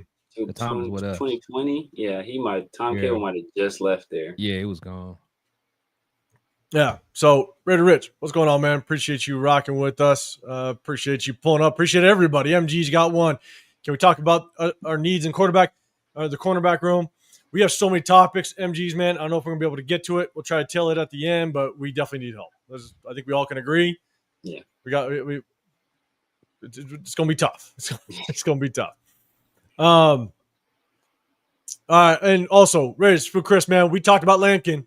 I saw you mention it. We talked about Lampkin, man. Yeah, man. It's trust. It's tough, man. My dog, when Lampkin gonna get a ring, man. I'm happy for him. Lamp gonna get him a ring. Happy for him, man. I know. I'm telling you, Raider Rich with the super chat, man. Do you guys think next year we'll make big splashes in free agency? We got a lot of cash. We got a lot of salary cap. I'm gonna say it one easy way. We better. You're saving up for something. Yeah, so we better. Chris, man, initial thoughts on that? Yeah, I think he'll be more aggressive next year. For sure. Yeah, we'll have that money. And I think, like year one, you kind of get that, you're still in that honeymoon phase. But year two, we're going to want to start seeing a real product being on that field. So, again, I don't think he believes in living and dying in the free agency, but we just need more talent all over. So I just think moves will be made. Yeah, Severe. I got one last point to kind of put on this, but Severe, man, what's your thoughts on that one? Do I got to bring out the George W. Bush quote again? Do I need to hit y'all with that one more time? How much cap space do we have this year? It was second in the league. This is the time to be aggressive. This is your first year? Oh, this is the time to be aggressive. You were handpicked by Tom Brady. This is the time you swing for the fences. You come out swinging. So I just don't see it, man. I don't think he's that kind of guy. I don't think he's the kind of guy that's going to do a whole bunch of big moves in free agency. He's going to, can't think of the big moves he did, or that they were doing in down in Tampa outside of Baker, So I don't see them doing it. Yeah. But one thing they did well though for the Bucks is they at least kept their home talent, their homegrown talent. They prioritize that. That's why I was so surprised with some of the stuff he did here. But that's a good point though. And the only thing I'll add to that is we have to be careful because we might have a lot of salary cap next year, but we went bargain shopping at almost every single position. So if people ball out, if players ball out, you're going to have to pay them. That is true. And so we might have some big splashes just on players on the roster right now. That's a good problem to have, though. But we never had that problem. I know it would be a good problem because that's something the Eagles got to deal with. That's not a Raider thing, man. It always works itself out. And so that is the question: is just how much will we have to splash if we try to prioritize some of these bargain contracts that we brought in at every single position. So we'll see kind of how it plays out. But yeah, because of the way that our contracts look on this team, big splashes may not be getting other free agents, unfortunately. But some people like like the Devin Whites of the world, like we only gave, we ain't paying him nothing. No, but it's like a Jermaine Pratt. Like if Jermaine Pratt balls, he still has even Landon Roberts, even Jamal Adams. To be honest, yeah. I mean, we got him cheap, but let Jamal Adams mess around and be a top linebacker. I'm telling you, Jamal look good, man. I can't even lie. Jamal, we got so many at a bargain that it just So I guess just keep that in mind, man. But hey, Raider Rich, man, I appreciate you throwing out that super chat. Super Omnicron, Parham, 74.3 blocking grade PFF ain't it, but it's something. Still make some moves. PFF is it's hard to judge them, but we judged the game film from last year and it didn't look good. What was that blocking grade for preseason? I don't know. Yeah, because I think so. Yeah. The thing is, I mean, Parham always slides under the radar during preseason, but let me see what you do with Chris Jones. Unless he understands the assignment like last season. Well, yeah, that's true. That's true. Yeah, true. Xavier Foster, man, throwing out that super chat. I appreciate you, brother. They gave Mumford a special boot. God damn. They got it, man. They're like, hey, we'll take you on the 53. We'll take you on the 53. Oh no, shit, no. Yeah, don't come to practice tomorrow after you made the 53. Oh, that was brutal. Leo, man, you're saying Kurt Morrison said he's excited about our cornerbacks because they all can play anywhere. Something we ain't missing or something we ain't seeing. It's so hard when you become a commentator because you kind of have to play it nice, like hyping up Tyree when he puts pressure on a quarterback unblocked. It's just one of those things. It's tough. Yeah, it's tough. But we'll see how it all plays out. All right, we're gonna keep kind of going down. Appreciate everybody in the building. Let's get to all right. So we talked about that. Let's talk about, if you guys can see it, I apologize. Let me get that one off the screen. Practice squad guys, then we'll get to the 53-man roster. Practice squad guys. We brought him in. Cam Miller, Mason practice squad. Kish Collier, running back. I'm glad to see. I like to see him get there. But Alec Boxman, Cedric Jackson, Justin Shorter, Carter Runyon. I know, Chris, man, you liked the way Carter Runyon looked that very last game. I do like Runyon. And Albert O. I like Albert O. Yeah, man. on his mission to be TE2, baby. He's on his way. Laki Tassi made it. No one brought him onto their 53, which makes sense. Dalton Wagner, Antonio Mafi. Why? Shocked. That's wild. No one picked him up. Jafari Harvey, Trevin Matt Jones, Greedy Vance, Terrell Edmonds, Trey Taylor, JT Wood. So chat, let me know if there's any shockers. Hit that hashtag Raiders. Let me know if there's any shockers to you when it comes to the players that made the practice squad. And big shout out to Turf in the building. What's happening, man? Turf. Appreciate you rolling up with us. All right, let's go. I think Severe. I think Chris, I went the last time. Severe, I'll throw it to you first, man. Any initial thoughts on the practice squad? Yeah, I see a name that ain't on there. People told me it was better than a certain person on that's on the roster. Mr. Seasoning himself, Sincere McCormick, is not on the practice squad. So nope. The biggest surprise to me, first of all, Carter. Like, why did we not bring Carter to the practice squad? I think he deserves a spot there. Like, so I don't know if these guys got picked up anywhere else. I have no clue. I think I got to look. Jafari Harvey, like what? I know. like Matt Jones, like I could have done without. So Greedy Vance could have done without him too. I mean, like he doesn't fit the size guy. He's only 5'9". What are we doing? What are we doing, Pete? You're abandoning your morals. So I guess the biggest surprise to me is Antonio Mafi, because that guy was terrible. That guy was terrible at everything. Like, he wasn't good at anything. So that was the biggest surprise, and then just the omissions, like Carter. But other than that, I mean, and Terrell Edmonds is like 50 years old on a practice squad. That's wild. What not say you 30 years on the karate class? So Round crime, Matt Jones must know where the bodies are.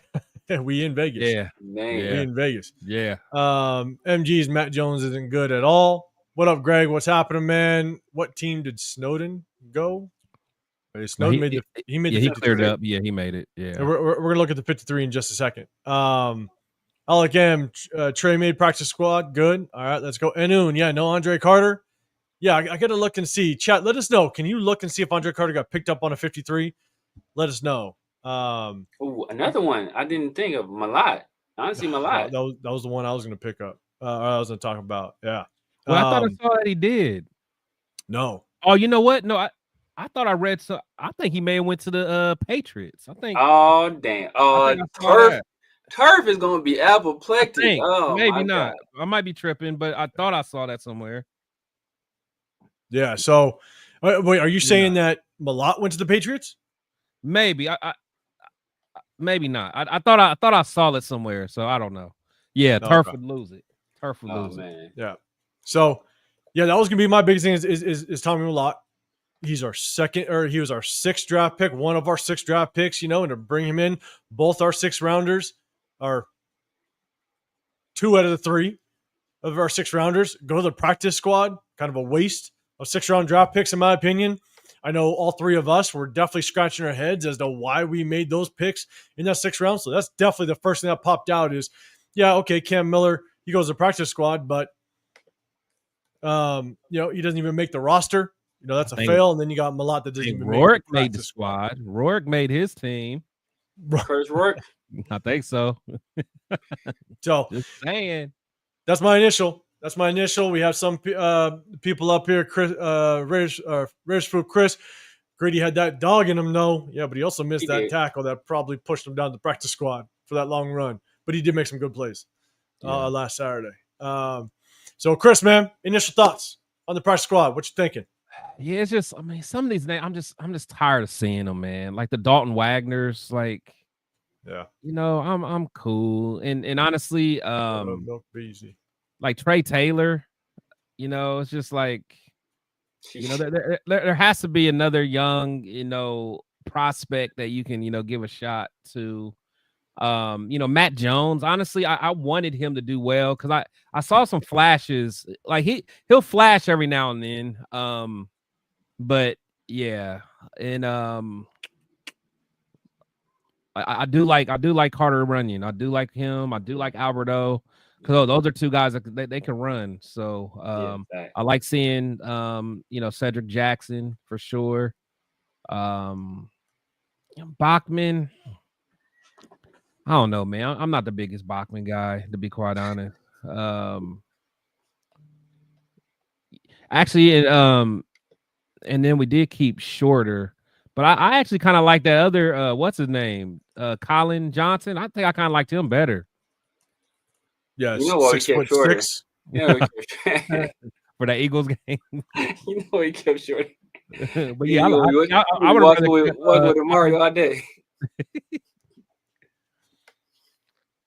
So let's see. Yeah, Milk and Beezy, what's going on? I'm surprised Malat didn't make the practice squad. What up, Marco? What's happening, man? Appreciate you rolling with us. Raiders Fruit Chris. I see Malat assigned practice squad with us. I guess it was fake news. Yeah, man. Didn't make it, unfortunately.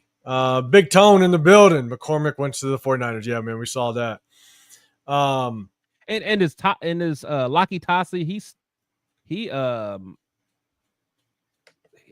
still part of that program, right? So So can no one steal him from us? No, as long as he cleared waivers and he's on our practice squad, like we have him. No one can pull him from our practice squad. Okay. That was as long as he cleared waivers. Got it. Yeah, he's good now. What up, Xavier? Malat might go somewhere else to be a backup quarterback and not a receiver. I mean, I just don't see him being a quarterback in the National Football League. That's just me. He was so raw even in college, and he was kind of. I just don't see it. Yeah, because he was more raw than Cam Miller, and then you saw even Cam, like, he was just telegraphing his passes. Like, he was staring them receivers down. So I can only imagine how Tommy would be. So here's my thing. And for me, I like seeing Chris Collier get there. I wish Chris Collier could have gotten more reps, more carries in that final preseason game just to kind of see what he could do. But good to see he made the practice squad. Alex Bachman, Shedrick Jackson, man, I thought he had a chance at making this 53. If a guy like Trey Tucker goes down, he's another speedster that you can kind of put out there to potentially bring some more speed onto the field. But he made the practice squad, which is good. The one thing that really just kind of I wish we could have seen Laki Tassi play some D-line. Man. You end up putting him on the practice squad. And you risk putting him through waivers and someone might pick him up, but I don't know if they're just putting him on the offensive line thinking, that's maybe he passes waivers, no one's going to pick him up on the O-line, but I tell you, playing rugby, that's in his wheelhouse. It just makes way too much sense, man. It just makes way too much sense. He ends up going to the – Yeah. Yeah. Like he ends up going to the practice squad, Laki Tassi. Again, we'll see how that works out. Yeah, Chris, I'm with you on Dalton Wagner. I don't even know why his name's around anymore. Antonio Mafi, I don't even know why you put him on the practice squad at this point. I would have rather seen Gerard Hufford, or undrafted free agent, go to the practice squad. Oh, yeah. Yeah. He was a guard in college and actually did decently well last game at center. Yeah. So I would have put in Gerard Hufford on the practice squad than Antonio Mafi. Antonio Mafi was horrible. Yeah. So with the rest of them, Matt Jones, I actually, when we broke down the undrafted free agents and when we brought them in. Yeah, you liked them. I liked him, but I thought he would look better as an edge rusher. Yeah. I wanted to see him rush off the edge because he's pretty athletic. Like he can fly. He's 6'4", 250 pounds. He's big enough to be an edge rusher. I wish we would have transitioned him to the edge rushing position, but that's neither here nor there. We'll kind of see what happens. I would have rather kept Amari Gaynor, man, over Mac Jones. Yeah. I just don't know how he got in the doghouse quick. He did because he got in the doghouse quick, man. I think someone said that in one of our past lives where they said that once we brought in Pete's boy. Number 33, linebacker. Jamal Adams. Someone mentioned that as soon as we brought him in, that was like the demise of Amari Gaynor, because of just how athletic Jamal Adams is, and Amari Gaynor is kind of more the athletic type. Yeah, but you could put him on the line if you needed to. I know. Exactly. I'm with you. Yeah. That's what. Yeah. I'm with you. So. But yeah, that's kind of my take. There are definitely some guys that I wish we would have kept on, but some guys I'm shocked, like Antonio Mafi. I don't know why we put him on. Good to see Trey Taylor get on the practice squad, and just see if he can grow a little bit. But it's good to see him kind of on that practice squad. So, let me see. Charlie, what's going on, man? I'm a Raiders fan. Is Yasin Genti going to use his running game stance from college? Nope. Chip Kelly switched that real quick. But man, I appreciate you rocking with us. Xavier, imagine if the new lineman works out and Toss becomes a second stringer next year. Both players are humongous. Same for Colton Miller and JPJ. I think Toss will need a little bit longer, a little bit longer to develop. But that new offensive lineman, man, he is huge. He's a massive human being. What is he? 6'8"? What? 6'8", 3'0". He's 307, but I think he's heavier than that. But yeah, Dalton Wagner. I don't know. Dalton Wagner territory. Shit. All right, so let's do this. Let's get to the final 53. All right, I'm going to move it over. Hopefully everybody can see it again. Just so you guys know, we do it in this new format because if we do want to pull up some game film, this is the only way we can trick YouTube into kind of letting us do it. So let's pull up the 53. And guys, let me know if there's any shockers. Hopefully you guys can read it. I apologize if it's... Yeah, you might have to zoom that. Can you zoom it in? I can. Let's just hope it will be good. The ads pop up like crazy. So yeah, the ads pop up like crazy. It's gonna be tough. Try. Is it ESPN solid? Is ESPN got it? ESPN's not fully updated. So I'll try a different one. I noticed ESPN wasn't updated fully. So dang. Okay. But we can kind of go with it. I think they still have. We can go with it. If you guys can see this one a little bit better. Yeah, that looks good enough. Yeah. Okay. All right. Cool. All right. Let's go. Let's rock out 53. Any surprises? Geno Smith, Kenny Pickett, obviously at the quarterback position. Aiden O'Connell was placed on IR. Running backs: Ashley Genty, Raheem Mostert, Zamir White, Dylan Labe. We'll look at just the offense first. Chat, let me know. Put that hashtag Raiders. Let me know if there's any shockers on the offensive side for you guys. Let me know in the comment section. I'll definitely try to pull it up there. So, Chris, I'll throw it to you first this time, man. Any shockers on the offensive side as it relates to the 53? Only shocker I see is Jordan Meredith at center and JPJ at guard. But no, but besides that, no real shockers for me. I think there's no shockers. I can't lie. Like if we do keep Jakobe, like him and Amari and Trey, and then bringing in I do like that. I can't lie, but if we brought in Amari to get rid of Jakobe, I got a problem. Exactly. Yeah. That's why I'm reserving judgment on this Cooper move. Like Amari Cooper, I'm reserving judgment. And so, all right, Severe, I'll throw it to you first before I give mine. What's your initial thoughts? I mean, not a whole bunch of surprises. I mean, Trey Tucker out there on the island. Other than that, I mean, not a whole lot of surprises. I kind of predicted the running back room early on.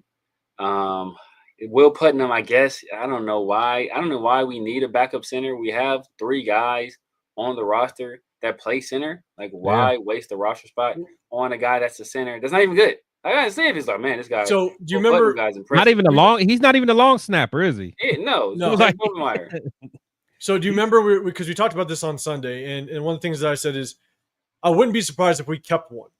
Now, I would have taken Gerard Hufford, but I wouldn't be surprised because if someone does go down, you want to minimize your risk of shuffling up the entire offensive line. Now, Will Putnam should not go in, all right, because that's not the guy I would have chosen.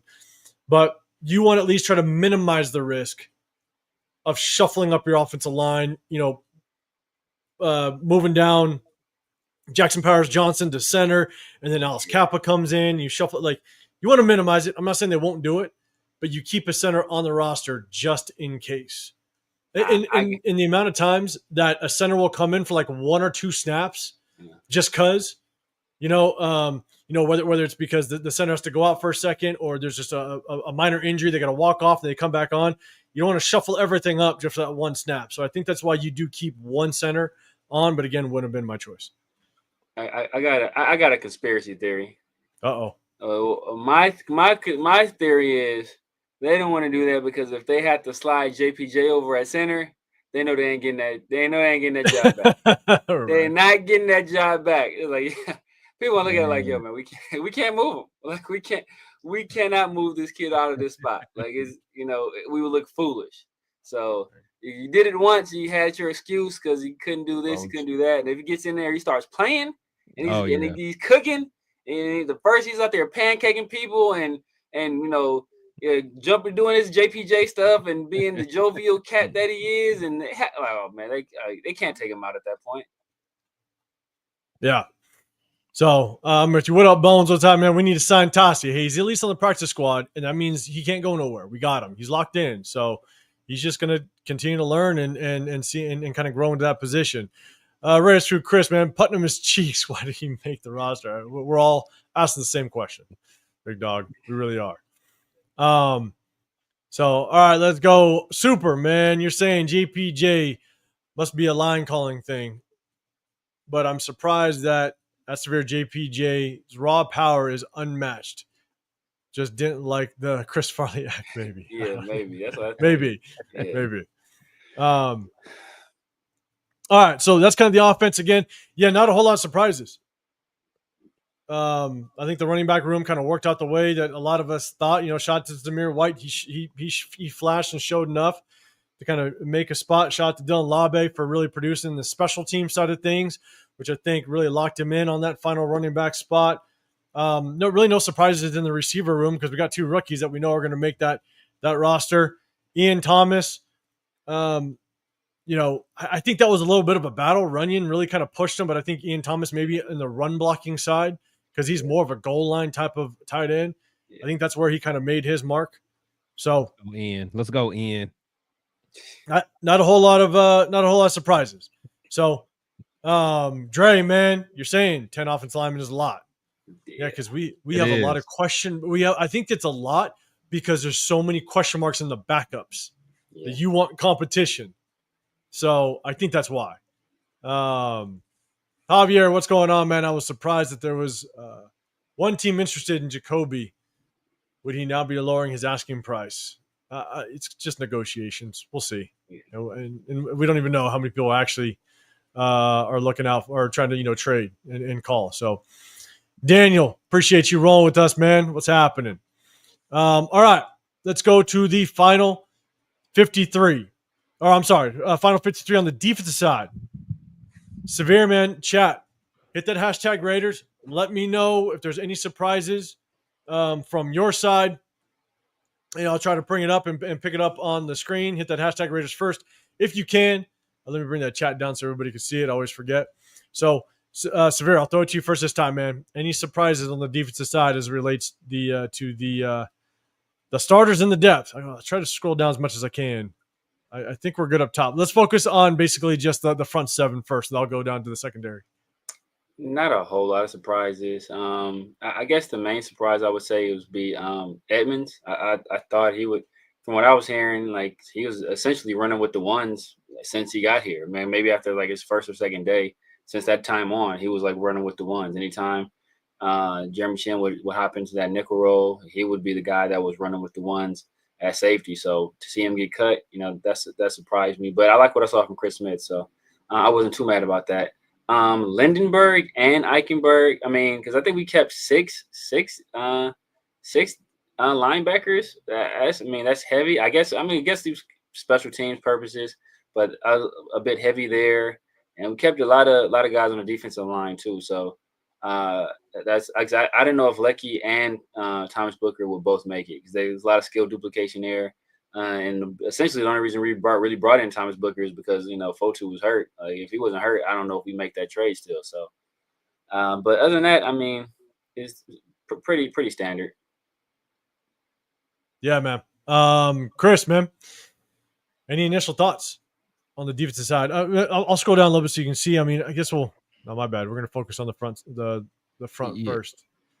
Any initial thoughts? Man, it's just. Thomas Booker being third string DT just eats me up, man. Because again, people try to act like he was going to be, going to be pushing for a starting position. He is who we thought he is. It's like, and again, I don't want to cry over spilt milk, but I'm going to because JB is going to be over there at cornerback 2 for the defending Super Bowl champs. But that's neither here or there. I think, just looking at it, our corners are light. It's just our whole defensive backs just a little shaky. But I don't know. It's just at the end of the day, this is who we got. But I think it's going to be a tough season, especially if we have any type of injuries because our depth is looking bad. That cornerback room is looking. Yeah. The cornerback room shaky. Is the Michael Jordan crying face. Yeah, shaky. So we're gonna go down to that because look, there's not a whole lot of surprises. Yeah, Chris, Thomas Booker is listed here, but to be fair, I think if you go to like another depth chart, I think it's Orlads. They got him starting. Like it's just. Oh, I'm sorry. I think they have him as a backup, second string. So it's just over who? I think it's over Fotu probably. I think it's over Fotu. You think? I mean, but here's the thing: we've seen the film. Yeah, that's what I'm saying. Yeah, Booker that's where he should be. Yeah, we saw the game film. We broke it down. So yeah, that's exactly where he should be. And so, for myself, I know we weren't really able to talk about him, but this Brendan Jackson, he actually looks decent, serviceable as a backup. And so he might find himself kind of working. They have him as an outside linebacker, but the Rams. I don't know too much about him. I didn't get a chance to really see. We're going to do some game film on Sunday. I think he led preseason in sacks. He did. And pressures, did he? Pressures, I believe. Yeah. I already started breaking down some film on him. We're going to do it on Sunday.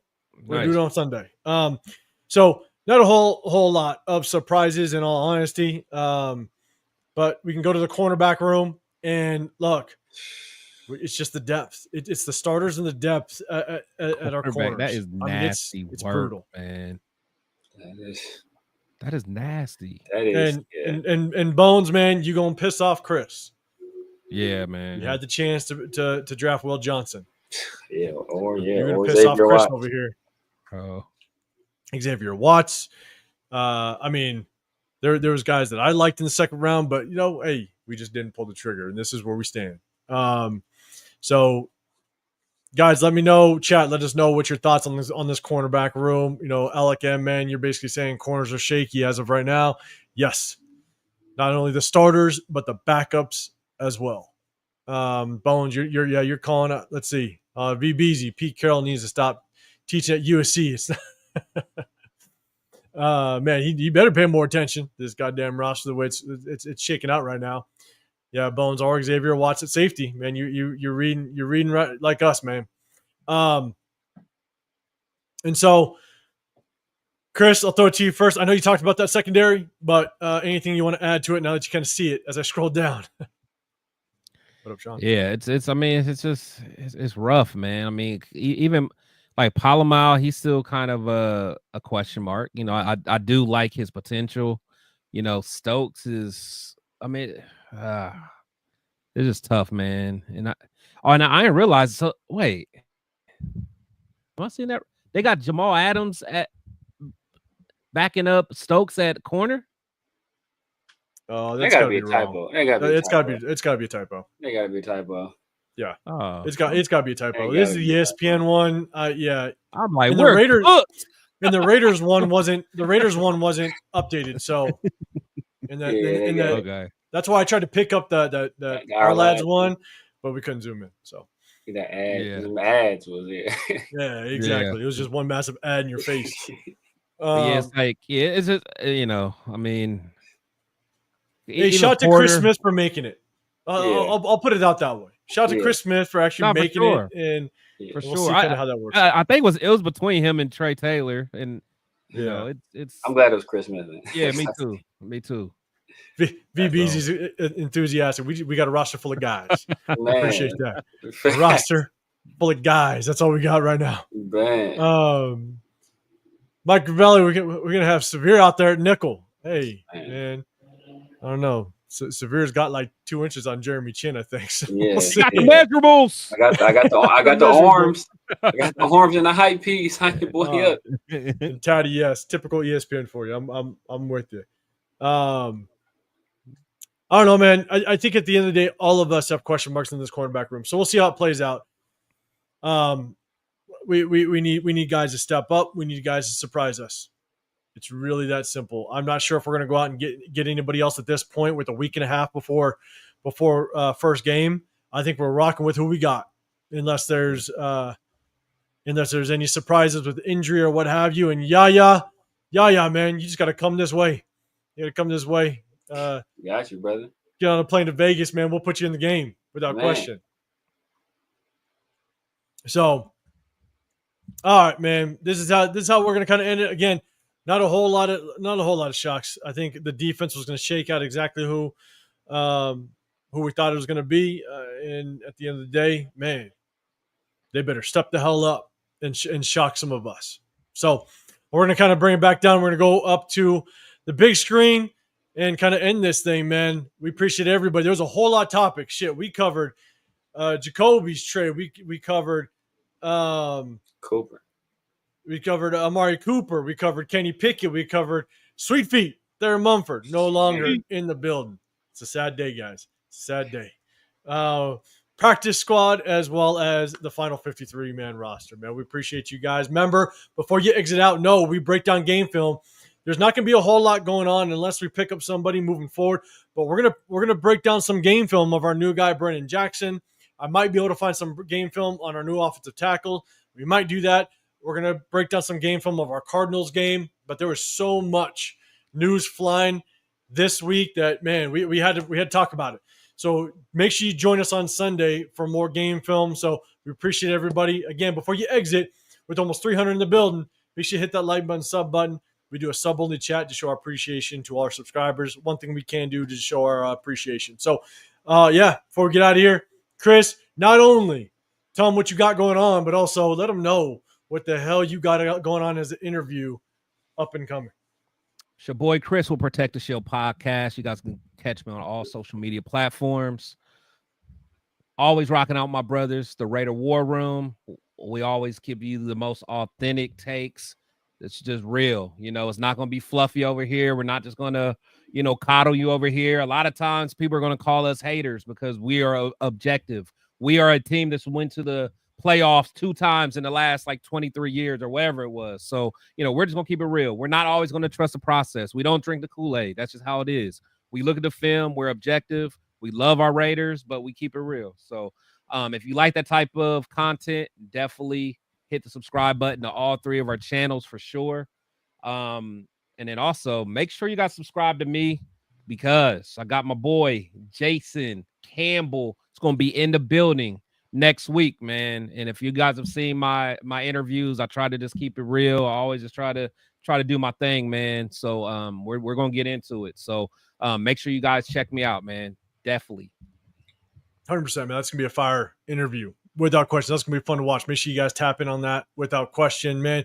Severe, let everybody know what you got rocking because you the busy man in the nation all week long, man. So let everybody know what you got popping. Yeah, man. I'm rocking out. I'm trying to be like Rundown this week, man. I'm Monday through Thursday this week, man. But twice a day. Sunday through Thursday, matter of fact. So, but yeah, you guys know what it is, man. The Severe Raider, YouTube, Snapchat, TikTok, X, everywhere. The Severe Raider, man. It's rocking out with my guys Sunday night in the War Room and Wednesday as well in the War Room, man. Holler at us. Like you said, man, we try to keep it real, try to keep it objective rather.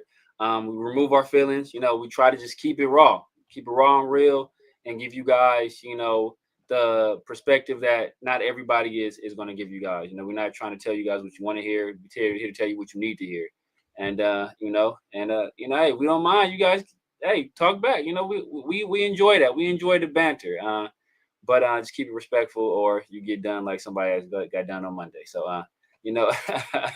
but other than that, tap in with your boy Tuesday night as well, the 50-50 show, and then Thursday Around the Shield, both with my guy Pharaoh NFL. If you like this Raiders content, please share it out with some Raider fans or just some football fans in general. Yeah, 100%. And to kind of branch off of what Severe said, right? We'll give you our opinion, but at the same time, our opinion comes from studying and doing the homework. We rock out, we do film, we make sure that we show the same thing that we see. And you can agree or disagree without question, and so, but at the end of the day, you guys know the guys that have rocked with us since last season, throughout this off season where we break down game film. You guys know we at least do our best to do our homework before we hit you guys with our opinion. And so definitely rock with us, join us, hit that like button, subscribe button, hit that notification so you do know when we go live, because we go live on Sundays and on Wednesdays. We break down the game film, but we also will pop in. If news goes down and we got some free time and we can jump in here, we definitely will surprise you guys with one. So hit that notification as well. And if you guys are attending the week 2 home opener, follow us on IG, follow us on all Twitter, all the social media outlets. Follow us. Let us know if you're going to be there week 2, because all 3 of us, thanks to Dub Raider, go check him out. We're going to be all in Vegas, week 2, home opener. We're going to have some fun. So, man, we appreciate everybody. Remember, if you can, on the way out, hit that like button, hit that sub button. We do a sub-only chat just to show our appreciation. But, man, we'll see you guys on Sunday. Have a great rest of your week. Have a great start to your weekend. Enjoy the start of, Labor Day? Enjoy the start of Labor Day weekend. But, man, come rock with us on Sunday. We appreciate y'all. We'll see you on the next one. We're out of here.